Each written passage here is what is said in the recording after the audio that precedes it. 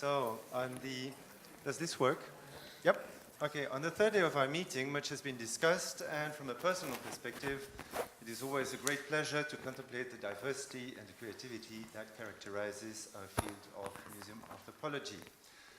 But first of all, as this is the concluding panel of the Switch meeting, I would like, on behalf of all the delegates, to thank Nicholas Thomas and his fellow organizers and all the volunteers for this seamless program and the very warm welcome in Cambridge at King's College. Thank you very much. And all the fellow organizers. Yeah. Thank you very much. Now it is time to ask the four remaining panelists to deliver their concluding remarks. Where next? Shall we let the future care for itself and focus on a sort of curatorial carpe diem, as once suggested? Or can we pretend to operate epistemological shifts in our disciplines that will affect the long-term development of the relationship of our institutions with our publics and with our stakeholders? So there will be one extra speaker on this panel, Henriette Lici, Chief Curator at the National Museum of World Cultures in Leiden. Then we will listen to Michael Cook from the Arts Council of the UK, then Benoît de l'Étoile from CNRS France and Professor of Anthropology at Normal Sup, and eventually Wayne Modest, who's the head of the Research Center for Material Culture at the National Museum of World Cultures, Leiden. Right. I had a PowerPoint presentation. Okay. Let me see if I can. Oops. Okay, so, can someone log in? Okay, thank you. So I would like to thank as well all the organisers of this very rich and stimulating conference. And I'd just like to add my tiny note of scepticism if we're doing futurology. And that is, of course, we may be doing this in French or German next time, because when the British leave the EU, why speak English? Sorry. So, I mean, you know. Sorry. So, I'm trying to organise this conference in a set of coherent summaries. I've focused on words beginning with P. So the first is Plenitude. Tom Gould, if nobody knows him, is a British sort of humorist, and he makes hilarious commentary on museums. And so, of course, one of the things that we're dealing with is the sheer weight, not only of history, but our collections. And one of the things I think we always need to be wary of as we look into the future is the fact that we can't let the weight of the past determine what we do in the present. Namely, for example, if we go on to do provenance research, we can't claim that it's going to take us 30 years to figure out what's in our collections, because otherwise we're going to miss the present. So that's my first thought. Let us not get overly preoccupied by plenitude.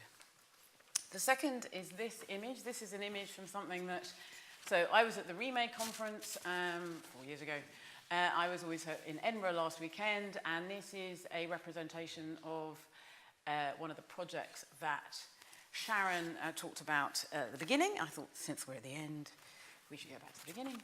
And this is called Dead Images. It's an actually sort of completely to scale photograph of the human remains collections in a natural history museum in Vienna. And one of the things the photographer did is he took pictures so that actually it's like walking along this extraordinary these extraordinary cases of human remains. It's in Edinburgh Museum. It's in the Edinburgh College of Art. And what I quite liked about the picture on the left is it's kind of doors within doors within doors. So it's like Alice in Wonderland, which is a sort of metaphor for where we are. We keep falling through another door. And through that door, you also see the door that leads to the photographic studio. The photographic studio was part of the project. It was essentially sort of anthropology during the war, during the Second World War, and therefore it sort of refers also to Nazi colonial heritage.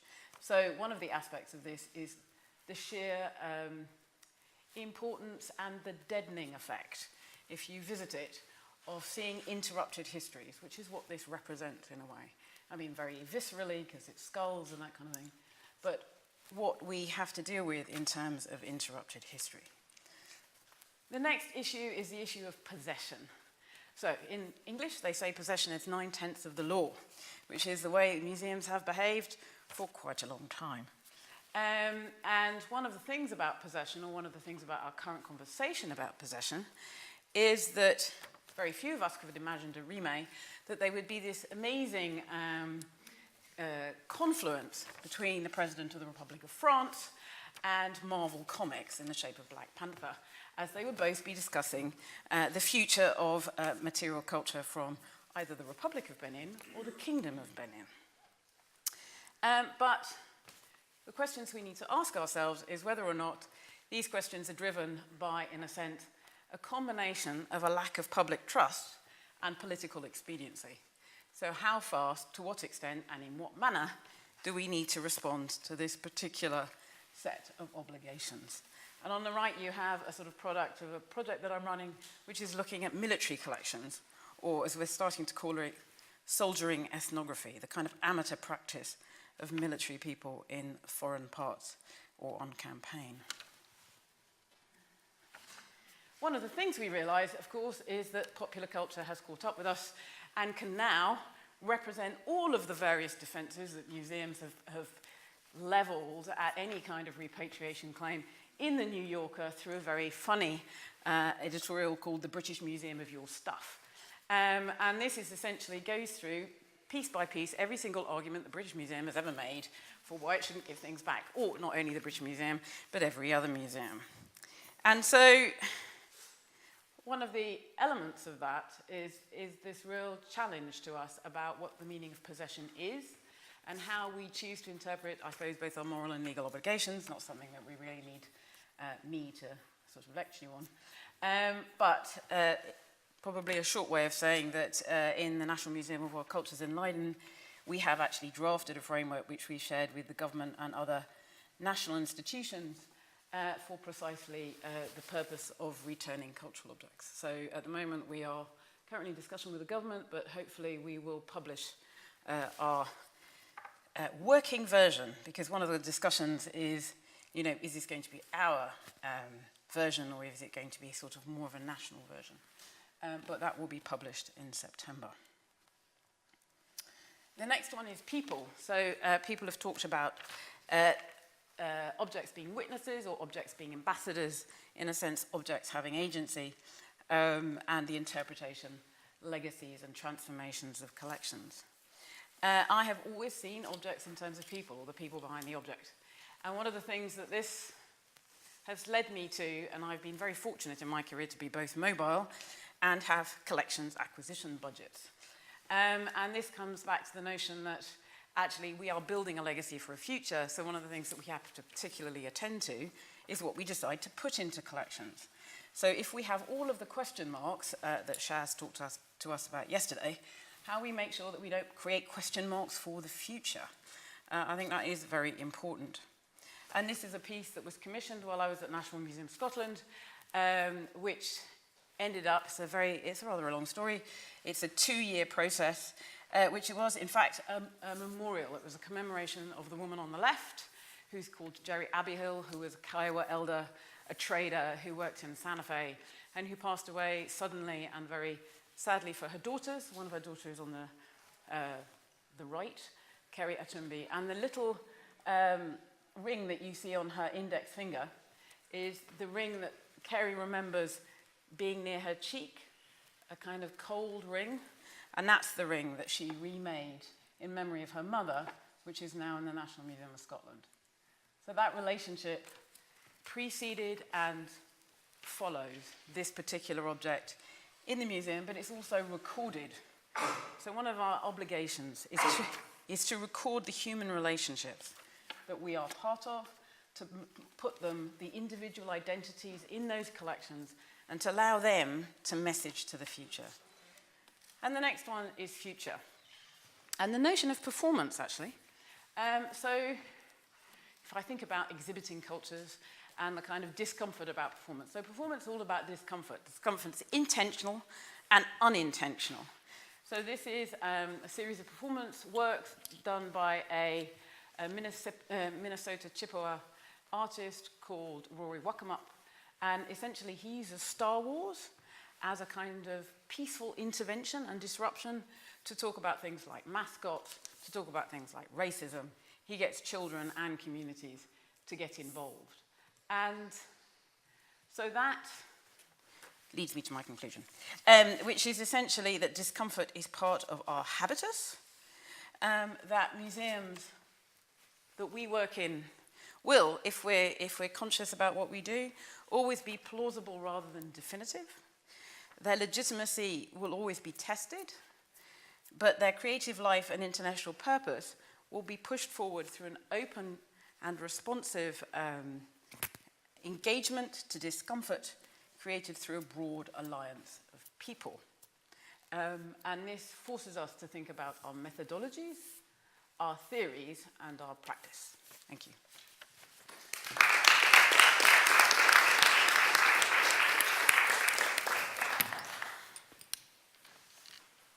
Thank you very much.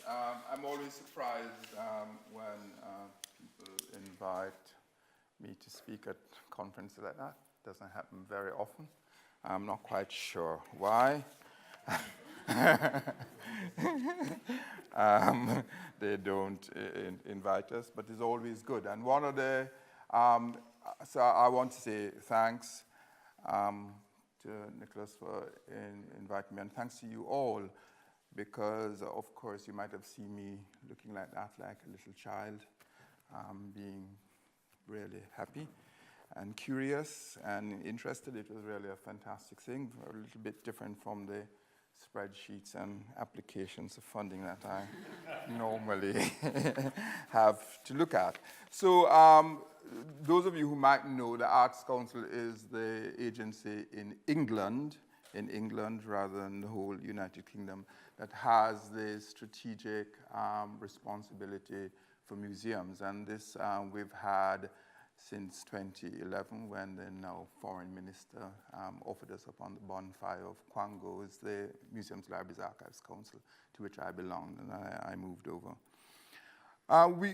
As a relationship manager, this very strange word that actually came from banking, I sort of inhabit that nexus between the policies and strategies, between the things that the desiderata and the reality, and how we move from one to the other.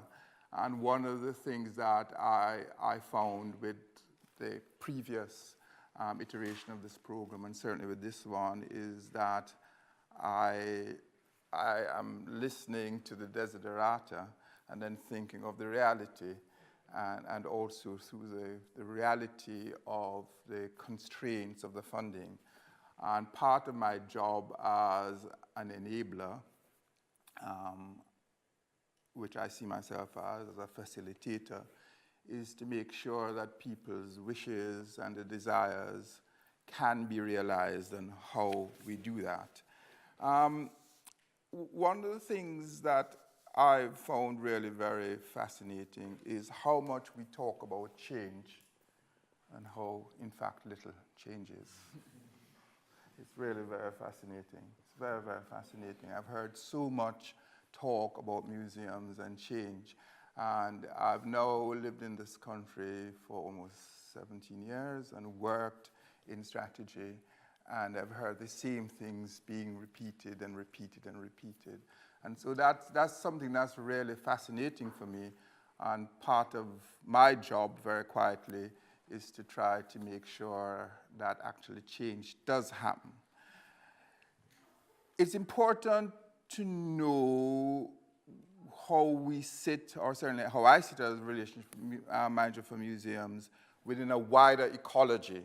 And I think it's really important for you to understand also, as ethnographic museums, a lot of you as big ethnographic museums, how you sit in the ecology of arts and cultural organizations, and also in the ecology of museums. Because the majority of the ethnographic collections that I see don't sit in the Pit Rivers, but they sit actually in very tiny museums. I have the privilege of looking after, in theory, 300 museums in the sort of that L shape to the west and south of London.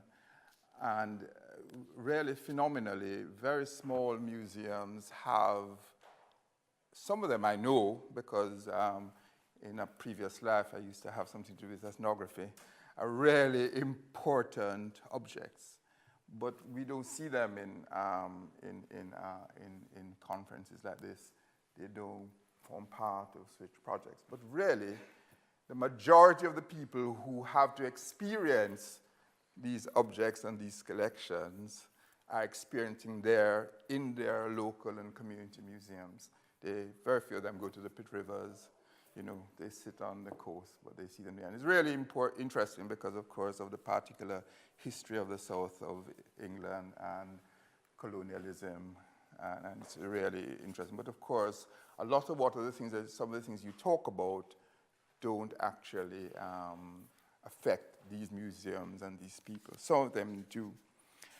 We're supposed to be talking about the future, and I want to talk very swiftly about the structure, the infrastructure that we in the Arts Council are using to look at the future of the lens. The Mendoza Review, I don't know if people have heard about it. One of the real sort of jokes about museums in this country is there a national museum strategy? Let us have a national museum strategy. And in fact, we had 3 attempts at a national museum strategy, and we have no museum strategy. So we decided we won't have a museum strategy, we should have a review,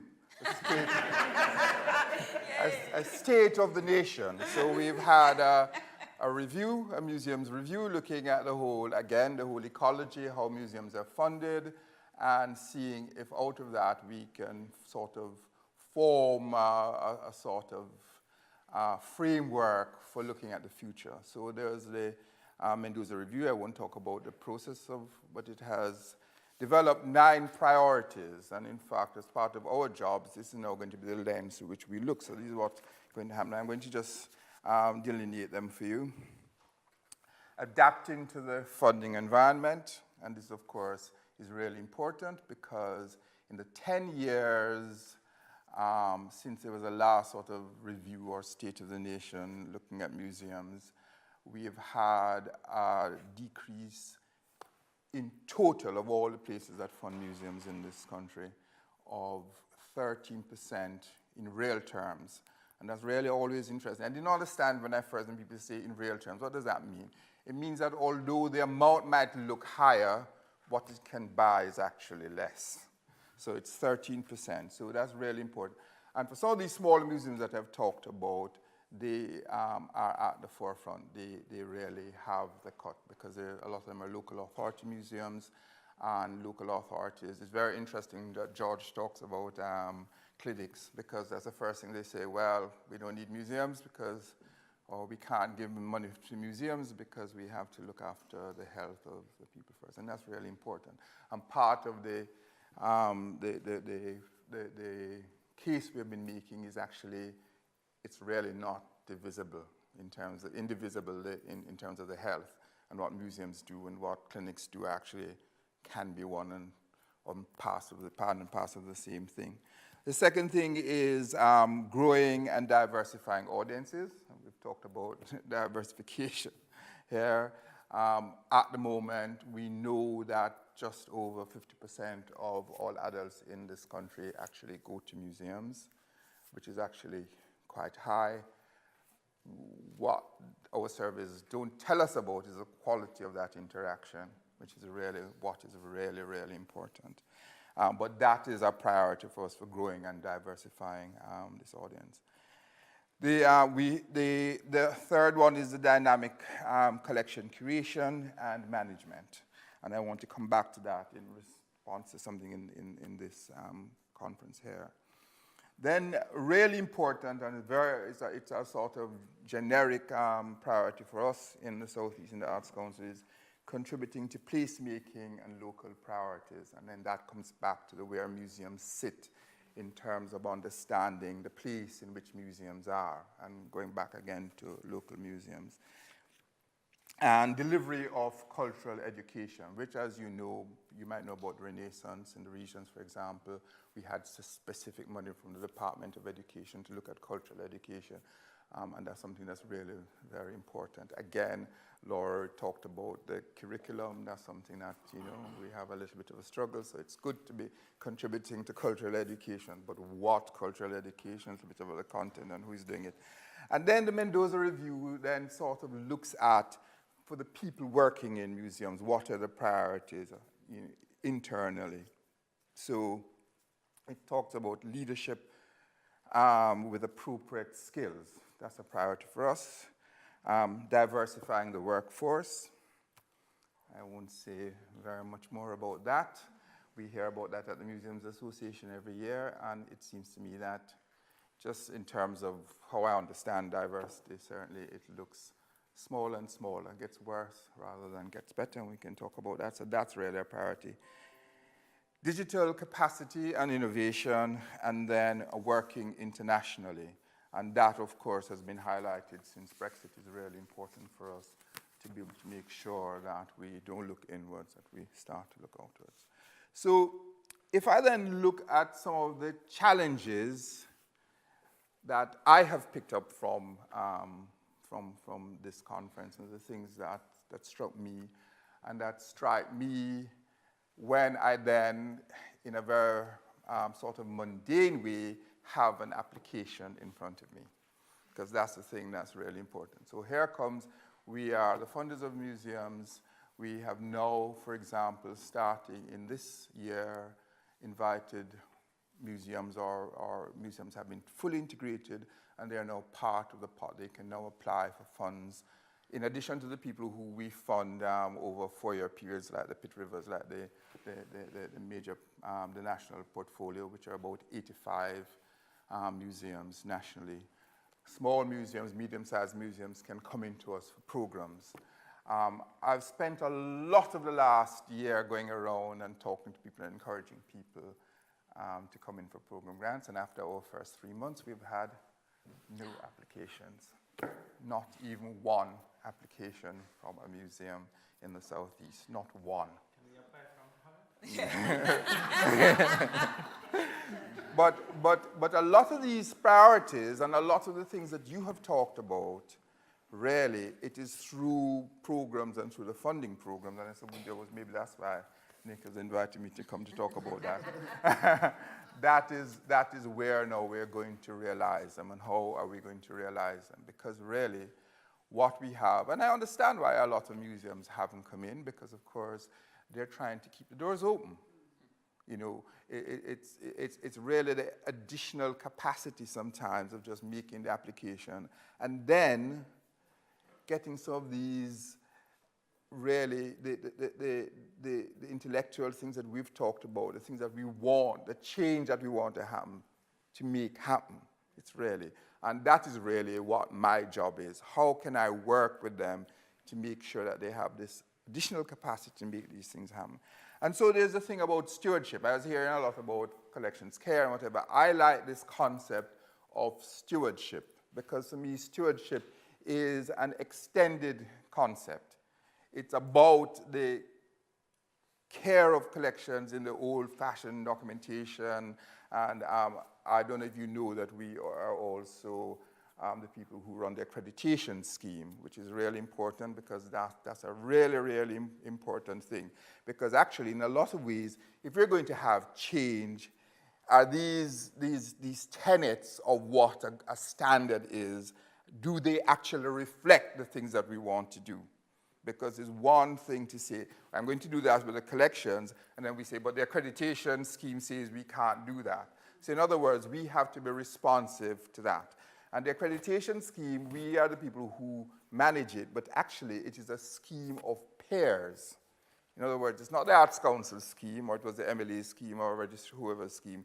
It is the scheme of the museum community. So that is the thing. So really about stewardship. And that, of course, goes back to the Mendoza, the Mendoza priority of dynamic curation. So it's really about how we care for the collection, how we make them accessible, how we disseminate. And for me, really importantly, of course, there's a research, which you're very much involved with, and also the thing, an old word, which the former director of museums, who is now the area director of the Southeast, used, but now shies away from. I think he's ashamed to use it, but I keep reminding him of the illumination.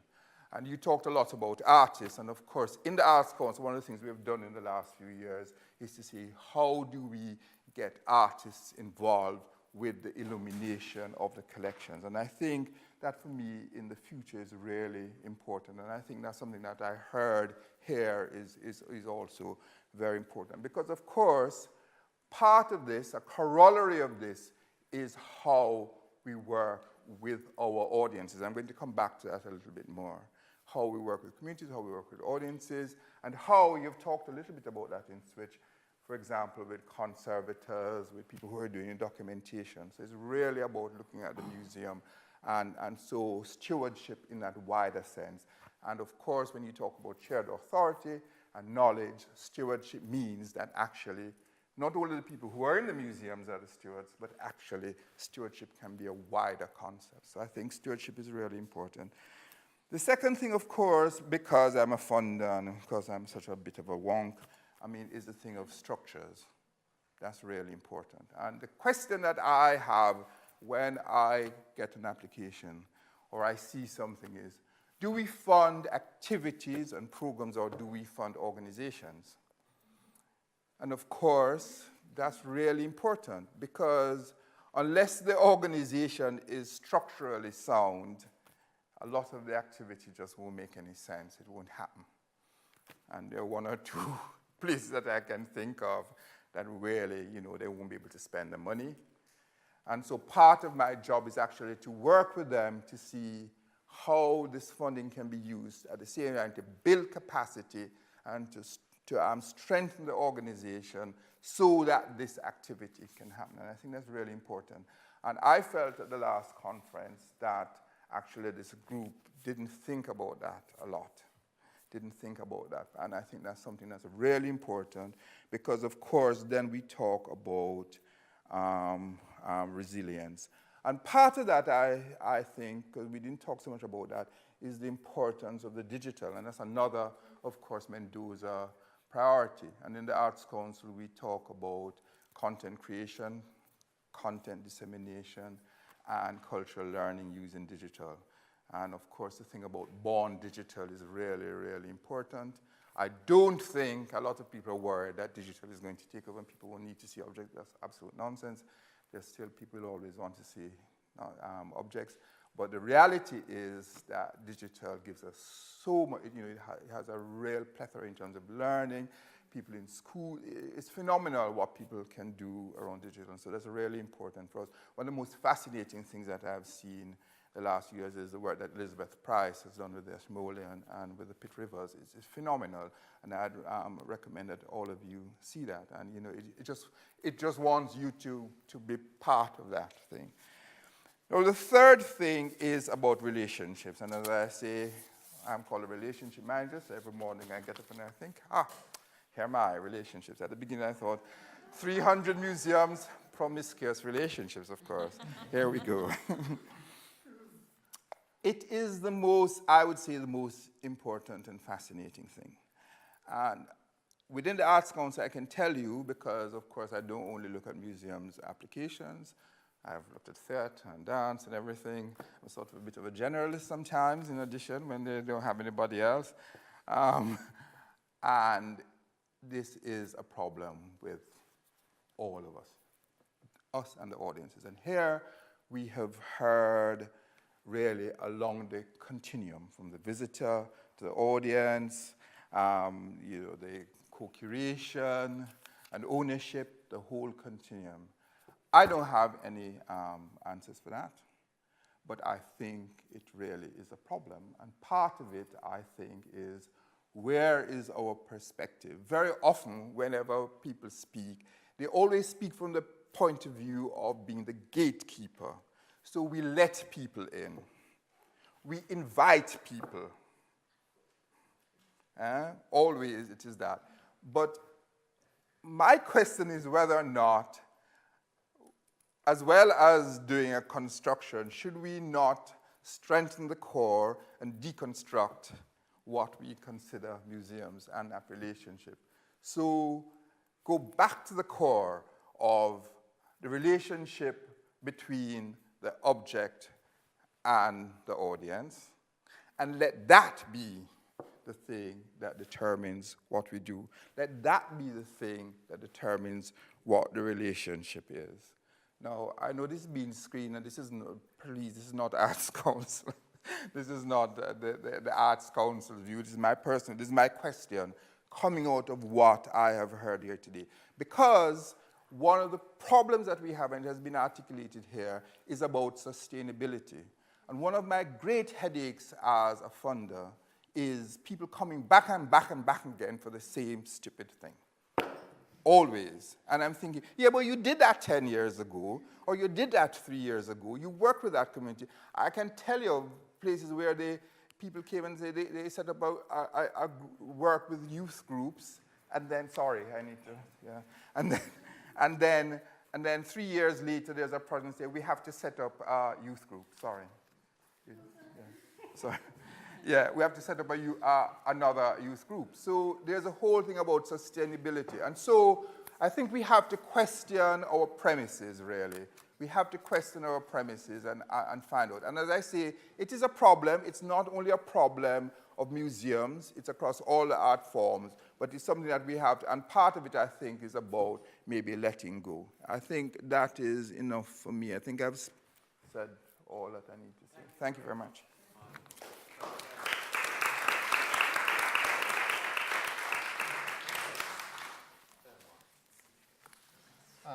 Yes, well, I'm not a museum person. I was not part of the Switch program. I've been invited to the first conference in the Pigoreni in Rome, and I'm very happy and thankful to the organizers for having me back here for this final conference, or maybe it's only the semi-final, it seems, since there is now a final in Vienna. I've been charged with the daunting tasks of making a few closing remarks. After 3 days of highly stimulating discussions and presentations. And I think, I'm not trying to produce any synthesis, but trying to make some opening remarks rather than closing remarks. And I'd like to start with the issue of names. Barbara told us that the Hamburg Museum für Völkerkunde is now becoming the Mark, the Museum am Rottenbaum, and cultures and art of the world. And so the question is Mark, which in French means a brand, is it only an instance of rebranding, or it's the change from a name which was a link to a discipline, to a kind of knowledge rooted in the 19th century, to a generic name to a proper name. It's the same shift in a way which was made with the Musée de l'Homme becoming the Musée du Quai Branly, or with now Musée du Quai Branly Jacques Chirac, from the name of the former French president, which also had the subtitle Arts and Civilizations, at least in the beginning. So you have, on the one, you have the general shift of museums which were named as Völkerkunde, ethnography, ethnology, which are becoming world cultures, some other more into primitive arts. So it's interesting because we have some, these museums change the name to signal a new identity, and others stick to the name. It was the case of the MEG at the Musée d'Ethnographie de Genève, who kept the name when it was reopened a few years ago, although Boris Vassio just said that now he wants to change the name because he finds ethnography too cumbersome and the relation to the people. The Musée de l'Homme in Paris reopened in 2015, proudly reusing the 1938 original name, and because it was a brand name, it was very well known, but also as a statement that they had survived being stripped of their ethnographic collections by the Musée du Quai Branly, and by claiming the continuing relevance of the model of the museum as laboratory. And So there is an increasing discomfort, however, with a nomination as ethnography, as Völkerkunde. So maybe we should call these museums now MFK, MFK, museums formerly known as ethnographic. The question actually is, what is there? Is this a rebranding in order to attract new publics, new audiences, to become more, audible in a way, or is it a change of substance? Is it, you say, we want to do social anthropology, but we need a new name, or is it something new which is coming up? I think the museums, like the Musée du Quai Branly or the Musée de l'Homme, can be defined as post-ethnographic museums. Is it a general trend? Is it something which is happening in other places, or not? And the ethnographic museums, they were created mostly in the 19th and early 20th century as facilities for storing the data and under the form of artifacts and recordings, photographs, etc., for this science of man, which was named anthropology. It's considered as the model of the encyclopedia. Of course, this is dead, as a kind of knowledge. But these are still there, the collections, and they have new uses, and they have which are important. So now I want to turn to the notion of temporalities. The past, present, future, which has appeared in many ways in these days, and in the short-term and the long-term perspective. And of course, the relation to the past, and especially to the colonial past, the notion of colonial legacies is usually seen as something which is a bad past, something which we have to get rid of, something which ties up to the past and which we need to overcome. The point, I think, powerful made yesterday by George Nuku's performance is that we can't take out the colonial legacies without becoming mutilated. So it's something which constitutes ourselves, I mean ourselves, both European and non-European, in the present. Something which cannot suppress, but which is there and which we have to deal with. And in that sense, I think it's interesting that the title of the conference hasn't really, which was exhibiting cultures, exhibiting empire, exhibiting Europe, hasn't been commented, I think, by any of the presentations. And whereas I think it's really interesting as a topic of discussion, especially because of a notion as, for instance, the world cultures, or world cultures and arts, is something which, like the notions of world music, which is non-European music, or world food, or whatever, by implication, it's the non-us, it's the them. If not in a form of othering, then it's something which is world, means we're not that. So the thing is, how do we present this relationship, the meaning of relationship, is by putting Europe and putting empire in the history. And I think for that, we need to start from the present and go back to look at the past and to the past both as the past and as the past in the present, to use Malinowski's formula. So the point has been made repeatedly that museums have to engage the contemporary, post-colonial, post-migrant Europe. And it is crucial, as has just been reminded, that it's also the official policy of museums of the various states, that they are asking museums to engage with the present and with the challenges of the present. However, I find it necessary to remind us that we also need to make room for the future.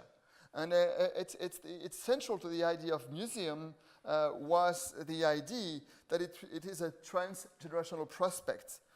It's something, some institutions which were made to store and preserve for unknown future uses objects that somehow were considered as sufficiently valuable for various reasons to be kept and handed over to future generations. And then they become available, as I said, these ethnographic bundles which we have lost their original meaning as scientific tools, but have now acquired other meanings, since if people, various people, can relate to them in many ways and maybe create a sense of belonging or a sense of history. And Jacqueline's point brought this very, very much home. So I think the thing is we don't know how the future people will want to use or not to use this legacy. But I think it's important to leave these futures open. And in this future-oriented mission of the museum, I think it's very important to insist on the long-term investment in knowledge, I mean, in serious knowledge and research, which is not only it's important to reaffirm the need for scholarship. It was illustrated by Nick's reconstitution of the voyage of shields and spears. And this serious scholarship which we need, which of course is not the monopoly of Western scholars, but is the question we have, which arises in how do we balance in exhibitions the results of this scholarship with the necessity with the present to include the presence of other voices. I mean, how do we, there are a number of technical things which I can't get into now, but we need not to suppress the diversity of voices and the reality of dissension and even conflict, and especially for what regards the colonial history. And I think the now defunct Bristol Museum of Empire and Commonwealth was an interesting case in point for having these different voices. I think the Tropen Museum also is interesting in that respect. I would like now to say a few words about the notion of restitution, or try to broaden, I mean, the issue. It's been, I mean, long time with us. It's been renewed by President Macron's recent statement. And it's interesting, it's created a stir among museums, and even the president of the Musée du Quai Branly, Stéphane Martin, has declared that he was very much in favor of giving back the artifacts, which is something quite new in relation to his former policies statements.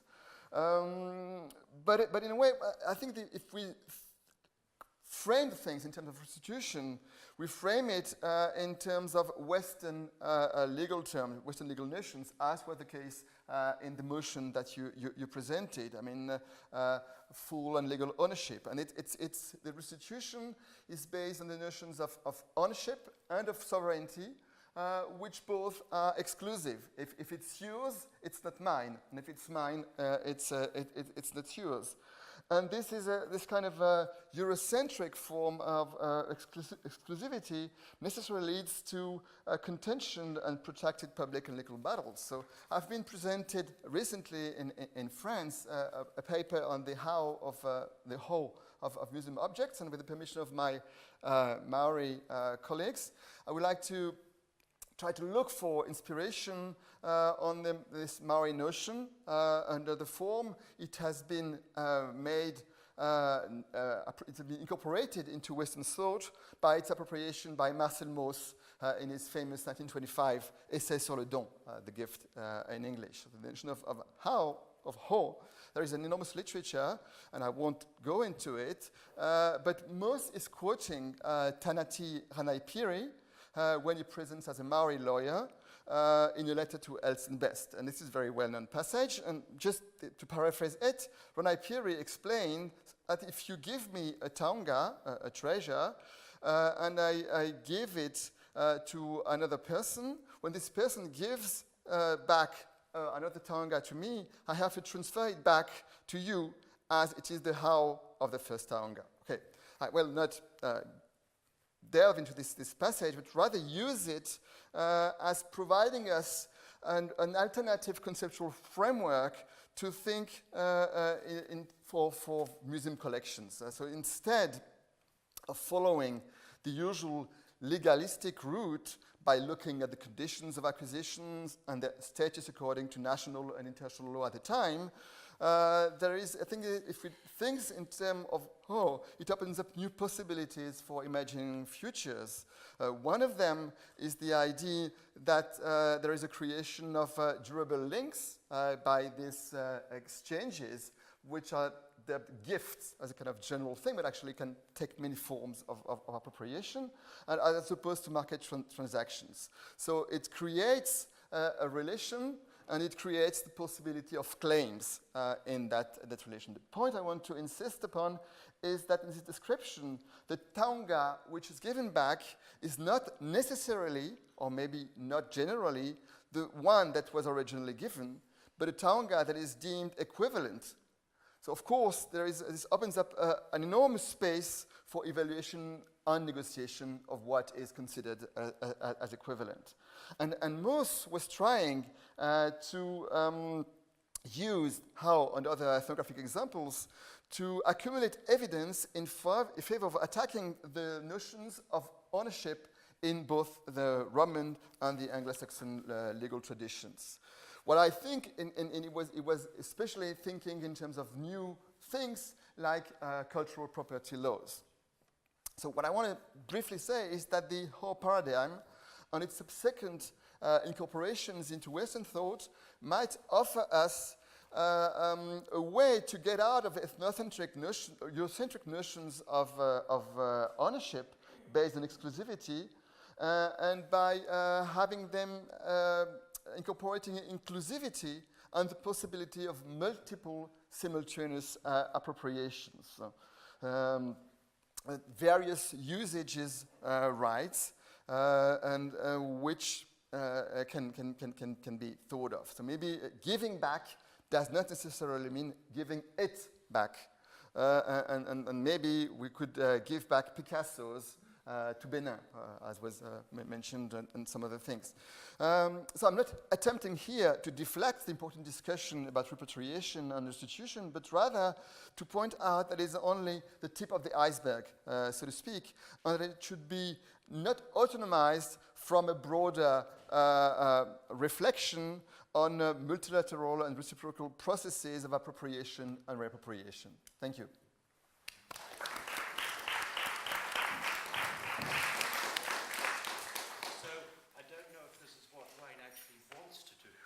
But I did ask him to pose some questions that might be relevant when we're thinking about a future project and a future network.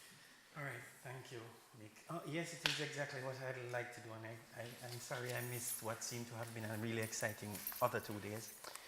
Yesterday, 2 things happened recently. One, yesterday we opened a new semi-permanent exhibition. It is called Things That Matter. It's about the matter of things and what it might mean. But one of the important things about last night was simply that, unbelievably, I would say that the average age of the visitors, the 704 visitors that were there, was about 35, 36. It was an audience that was, if we wanted, multiply diverse in a certain sense. And so one of the things that we've been seeing actually recently at this ethnographic museum is that through a kind of sustained investment in a certain kind of criticality, which Switch was a part of, we've been able to, we think now, been able to kind of create an audience that comes back.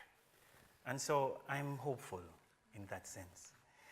But there is also one thing, because I actually see the Switch project as very important in actually inserting the colonial back into our articulations, and not necessarily as a sidestepping.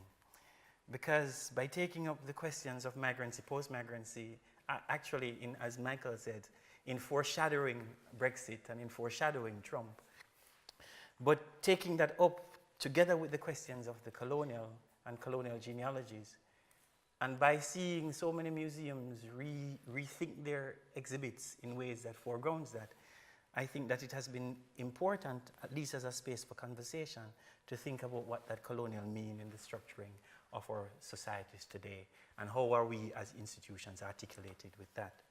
So in a very interesting way, I want to suggest that this moment is actually opposite, Benoit, to suggesting that the colonial is forby, but rather that we now see it as urgent. I want to actually propose for my future Switch a set of questions, and this is why I'd asked the question, Nick, so forgive me if it was an incautious question earlier. What does it mean when we speak about the questions of empire, exhibiting empire and so on? If the British Museum does a small exhibition on the Haitian Revolution, tiny. What might that tell us about when we say things like it was moral at the time?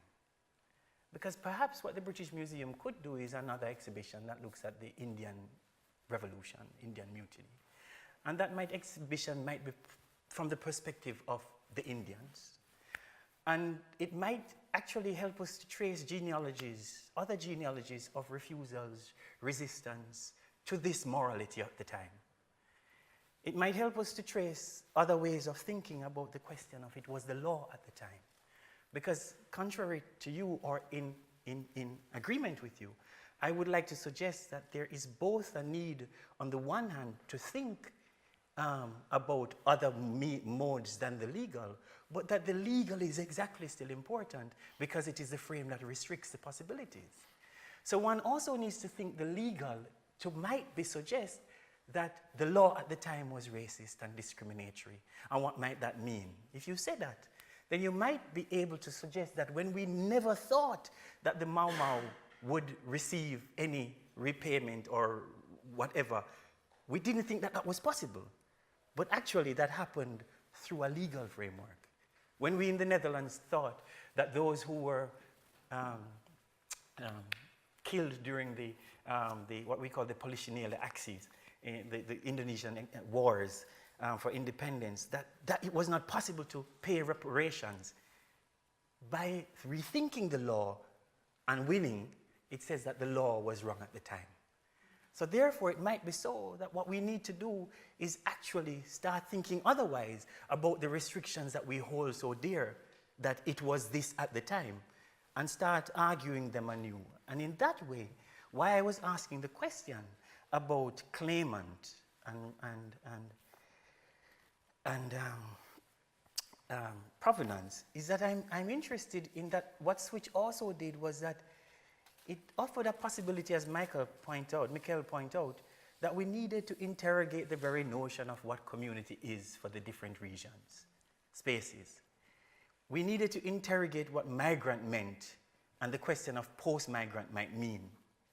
We therefore needed to interrogate the idea of what citizenship is and who is understood as the citizen, and whether or not those people are white identified or not. And so what my push would want to be is that, and this is just my speculation and then I have some concrete examples, is that perhaps one of the important things is that we need a serious conversation about some of the concepts that we use, the concepts that we mobilize. What does it mean to think, as Henrietta says, possession and property? And where is the genealogy of property? In what philosophical understanding of property do we go back to say that it is ours or theirs? How does that notion of property tie to notions of belonging? And what does it mean, belonging, it belongs to me, belongs to you, and I belong to this place? Might it be so that another more robust understanding of the word of preservation could be pushed to thinking about care? And when care is not necessarily just caring for things, but caring for the people. And caring in a bigger articulation of what that might mean, in a more feminist understanding about caring for people in the world and what it means to care for their futures as well. So I'm interested to ask if we could move away from perhaps thinking victimhood and perpetrators to thinking questions of how do we benefit as differently constituted subjects in the present, in the afterlife of colonialism.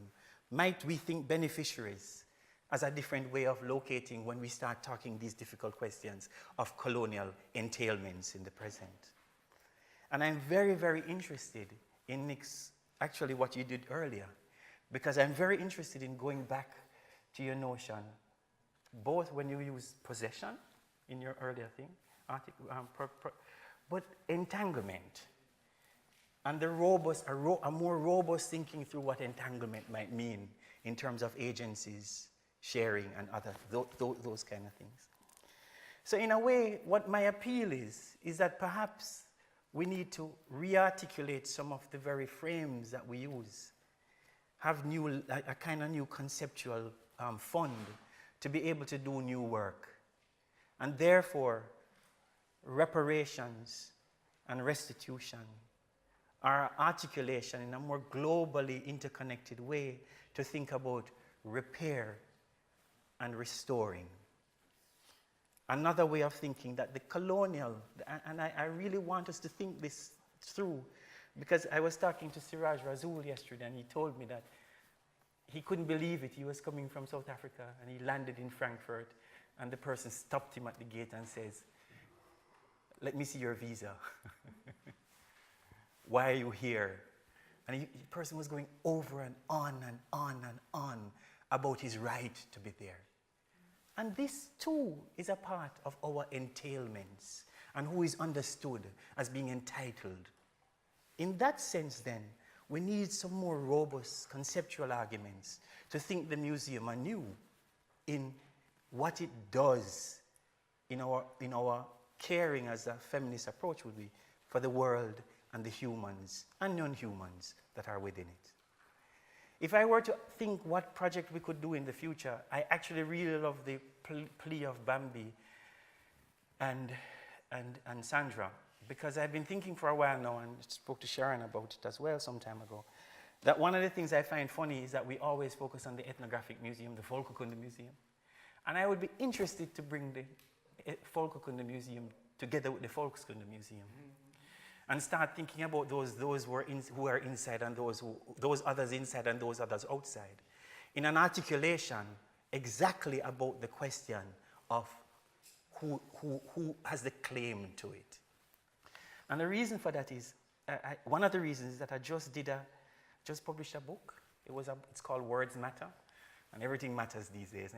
As one scholar said, everything matter but matter.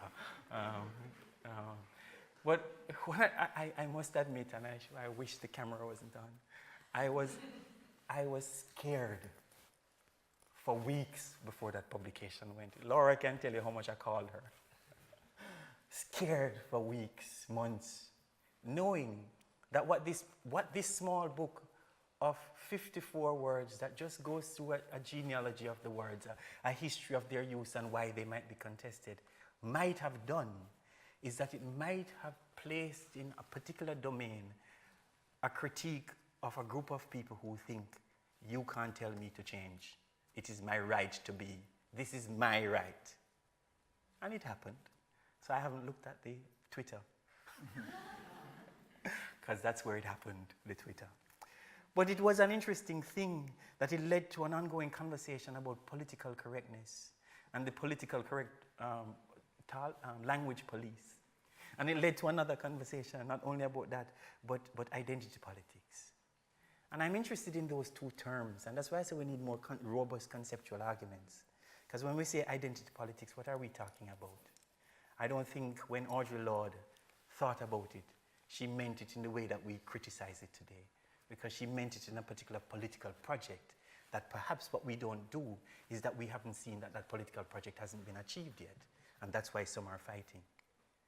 And when I was in Jamaica, I always thought politically correctness was good. And now I come here, and every time I hear the word, it sounds like a terrible thing.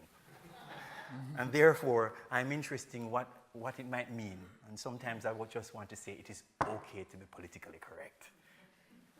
Sometimes. So my first project would be that, the Volkskunde and the Volkskunde, in a way to understand Europe and its constitution in more complex ways, but also to think of the outside and the inside, as well as the class relations together. Because if it is one thing that the discipline of anthropology should teach us, is that we cannot just push away people's complaints, people's shouting, but we have to listen.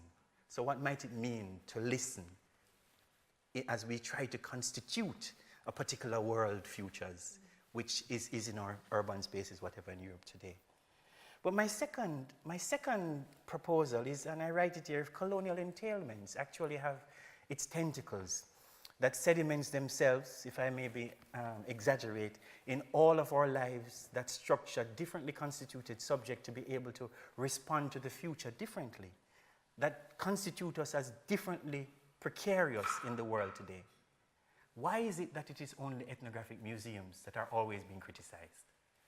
I find it fascinating that we've been having these discussions over and over and over and over about the ethnographic museum as if it is the only colonial entailment. Why is it that the Ethnographic Museum now stands as that big sore that represents a colonial durability? And I would be interested to ask if we were to bring other museums into the fold of thinking their different epistemes, different modes of operating in the present, different hierarchies of even relating to questions of the citizen today, then might that not be a more robust project to think better of how to respond to a future? And what that might mean as well is that we have to think otherwise about who is included. Because as Michael said, and that's one of the things we were discussing, Nick and I, last week, that it might mean that the network that is now the family of Switch, that is now made, and we can call each other, might include the small museums and the big museums, but also in different ways. We have to understand the monies a little differently, that it includes other voices in the museum landscape, as they too have impact in terms of articulating these conversations. So I'd be interested to understand what that might mean differently. And my final point is something that interests, if we could, and I look at Doris over there, if Switch, although Switch is in the Creative Europe program, one of the things that I think we could really love to do with our 3-year program is just to have some real monies in it for research. Not just for meeting each other and talking and organizing exhibitions and so forth. Because I think it is not, one of the things that I believe in strongly is that if, and Michael, I point to you, if the work of the professionalization of museums, the work of their democratization, the work of their opening and inclusivity has been done over the last couple of years, this is still work that is not finished. So a lot of work needs to be done. Then I want to suggest that a horizon for the future is the work of research back into museums, which would ensure that we actually serve our publics in a more robust way. Because I find it precarious that many museums do not have the capacity to be able to do that work. And therefore the question is it possible to have other futures that also really includes research? And if that is so, and this probably you discussed earlier, what might it mean that our museums are taking up other topics?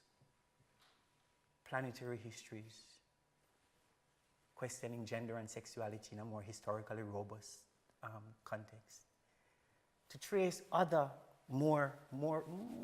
other issues, because I don't find them a lot in the museums. And it is not that I don't want another exhibition on Buddhism. I'm not suggesting that. I'm just saying that perhaps it is our institutions that might be able to make more complex, these complex histories or these complex topics much more accessible to a wider public. So those are my futures that I hope we could think about in the future. Thank you.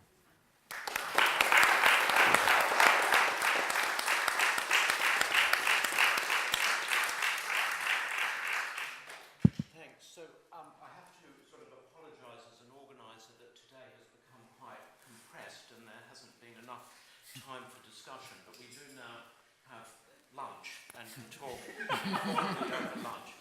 But I really want to thank all 4 of you and Boris for chairing, who had to go and catch a plane. I think those were incredibly helpful, complementary ideas about both really good reflections and some strong senses of where we go now. And then just before closing, I want to thank Mark Elliott.